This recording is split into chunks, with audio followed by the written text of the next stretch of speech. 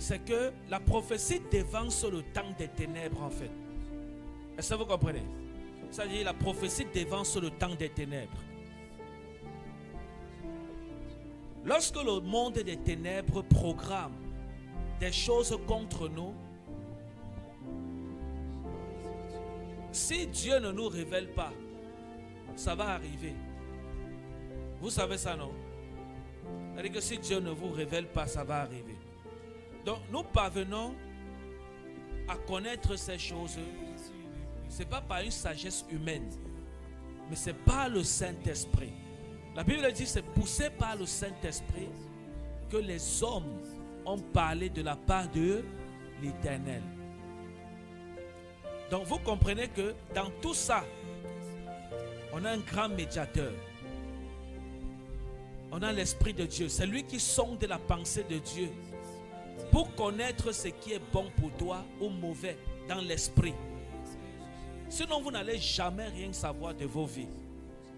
Il y a des choses que Dieu m'a épargnées. Des grosses conspirations que Dieu m'a épargnées par la prophétie. Donc moi, je crois en la prophétie jusqu'en demain, jusqu'à après-demain. Jusqu'à éternellement, je crois en la prophétie. Parce que dans la prophétie, il y a la vie. Est-ce que vous comprenez? Dans la prophétie, il y a la vie. Il ne faut pas que le mot prophétie vous trouble.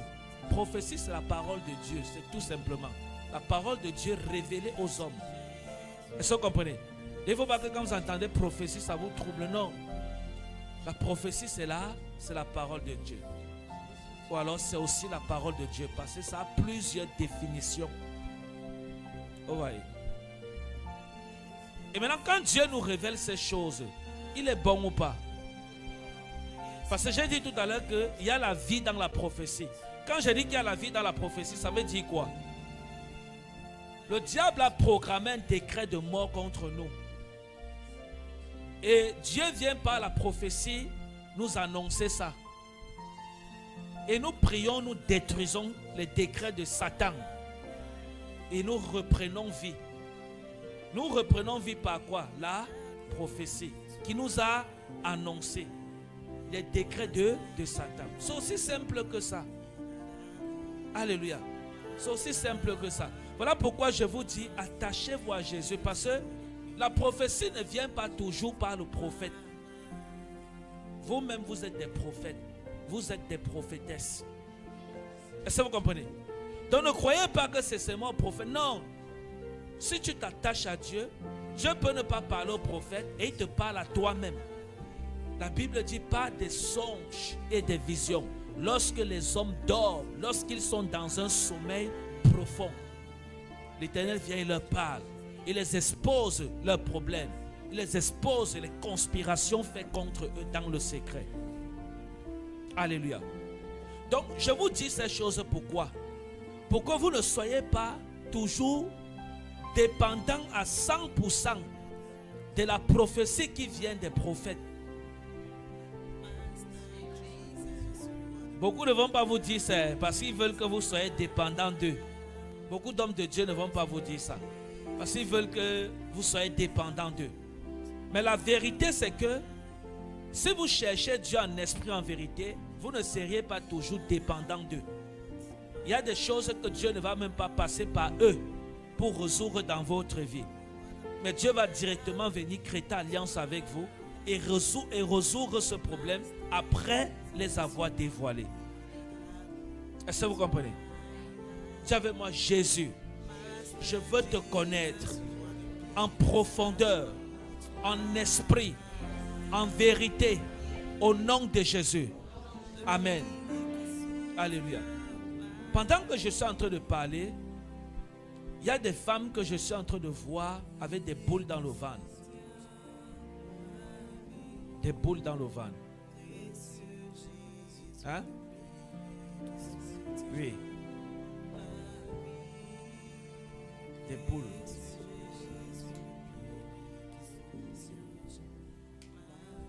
Qui a apporté sa bouteille d'eau? Ok.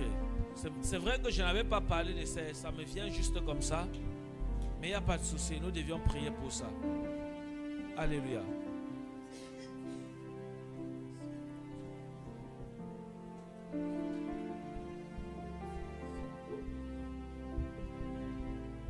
Oh Seigneur.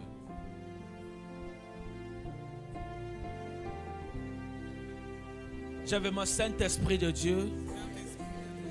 Merci parce que tu parles à ma vie. Merci parce que tu parles à ma vie. Merci parce que tu te révèles à moi.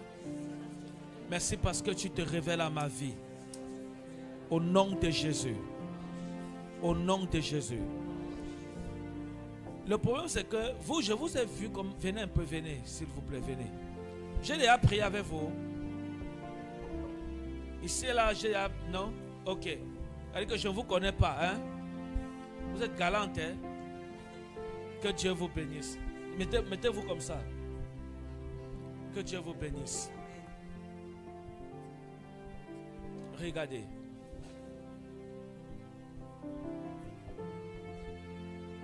Je dois prier avec vous. Vous comprenez? Je dois prier avec vous parce que je ne sais pas si vous êtes mariés. Je sais. Non. Je parle seulement. Vous comprenez? C'est un langage que bon. Hein?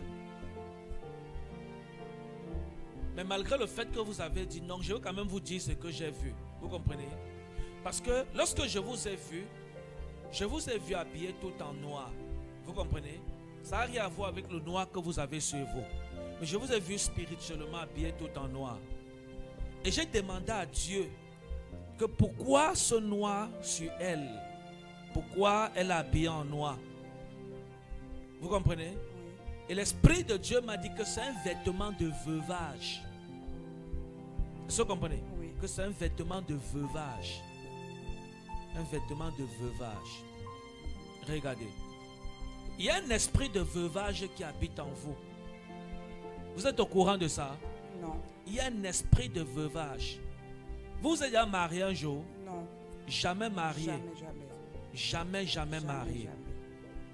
C'est à cause de cet esprit de veuvage.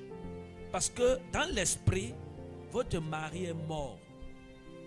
Donc actuellement, vous êtes en train de vivre le veuvage. Et j'ai vu le décret de Satan-ci. Vous, ça dit, le décret, si j'ai vu ça jusqu'à la mort. Est-ce que vous comprenez? Ce décret-ci, le veuvage. Regardez, je vous dis quelque chose. Voilà pourquoi je vous dis toujours, soyez en communion avec le Saint-Esprit. Parfois vous restez, vous ne vous mariez pas, ce n'est pas parce que vous ne trouvez pas le mari. Mais c'est parce que dans l'esprit, on a tué l'homme qui était destiné pour vous depuis longtemps. Amen. Et c'est le cas de cette femme. Elle est en train de vivre le veuvage. Mais comment on peut expliquer ça? Quelqu'un qui n'est jamais marié, qui n'a jamais été marié, mais qui a un vêtement de veuve et qui vit le veuvage. C'est la première fois que je reçois une prophétie comme ça. À moins que je me trompe. J'ai donné ce genre de prophétie un jour. C'est la première fois. Elle dit que votre mari est enterré depuis. Et là, vous êtes en train de vieillir dans le veuvage. Mais vous-même, vous ne savez même pas ça. Et Dieu m'a dit de prier pour ça. Il faut qu'on en... La Bible dit que lorsque le grand prêtre Josué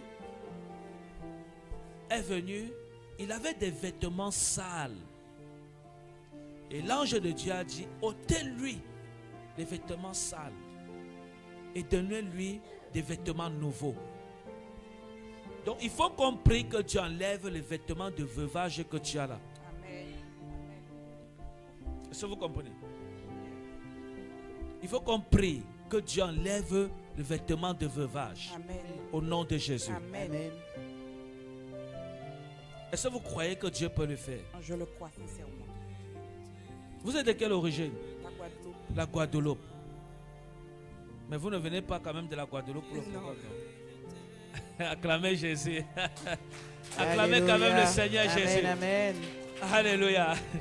Acclamez quand même le Seigneur Jésus. Amen. Gloire à Dieu. Le diable a enterré votre mari depuis que vous avez 5 ans. Est-ce que vous comprenez? C'est depuis que vous avez 5 ans. Et dans l'esprit, j'ai vu des personnes vous côtoyer. Oui. J'ai vu même des personnes vous promettre le mariage. Vérité. J'ai vu des personnes parler de toutes ces histoires avec vous. Vérité. Mais ils ne se sont jamais engagés. Non. Parce que vous avez un vêtement de veuvage. Est-ce que vous comprenez? Oui. C'est très dangereux lorsque vous êtes ignorant dans l'esprit. Le diable profite de votre ignorance. Vous avez quel âge aujourd'hui? 46. Excusez-moi. Je vais avoir 46 mercredi. Regardez comment elle est d'entrer dans la cinquantaine.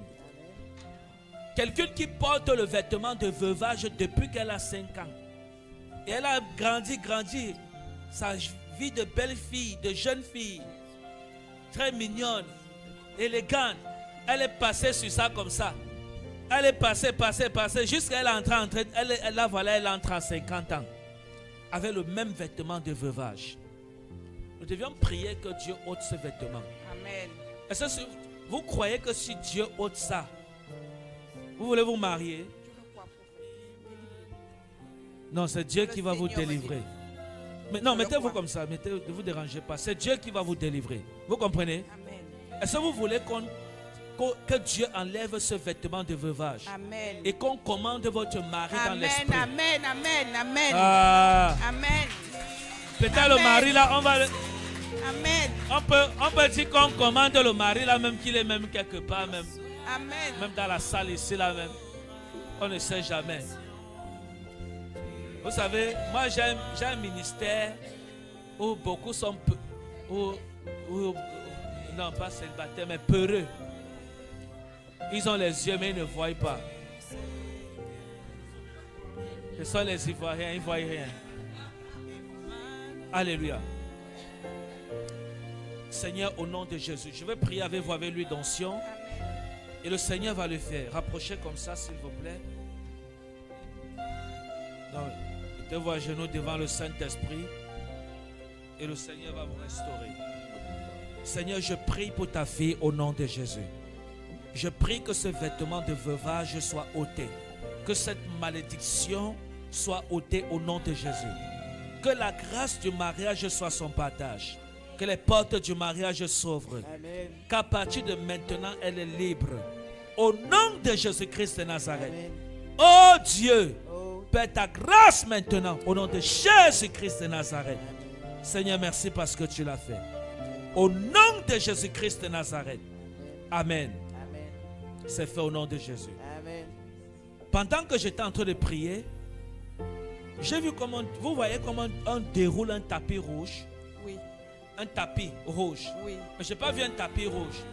Mais j'ai vu comme un vêtement être en train d'être déroulé sur vous comme ça. Amen. Amen. Amen.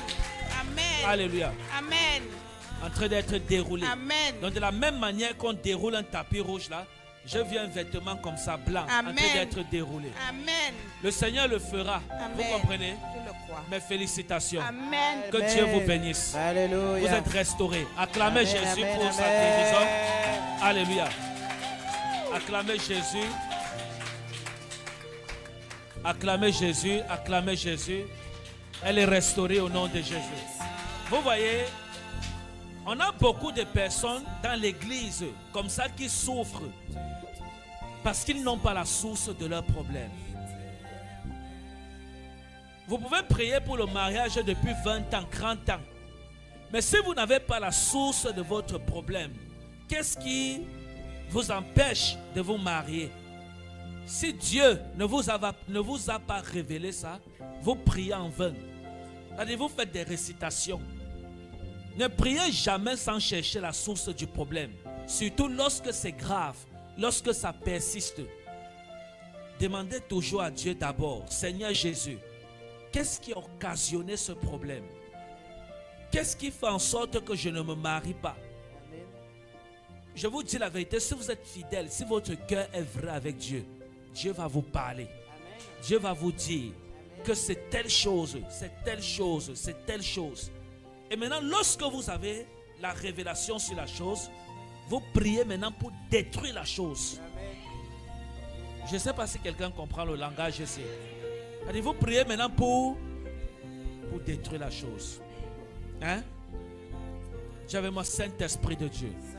Merci pour tous tes bienfaits. Merci pour tous tes Je bienfaits. t'aime de tout mon cœur. Je t'aime de tout mon cœur. Et je te servirai toute ma vie. Et je te servirai toute Je ma serai vie. avec toi pour toujours. Je serai avec toi Je pour toujours. marcherai avec toi pour toujours. Je marcherai avec Au toi pour nom toujours. de Jésus-Christ Au de nom Nazareth. Jésus-Christ de Nazareth. Alléluia. Amen.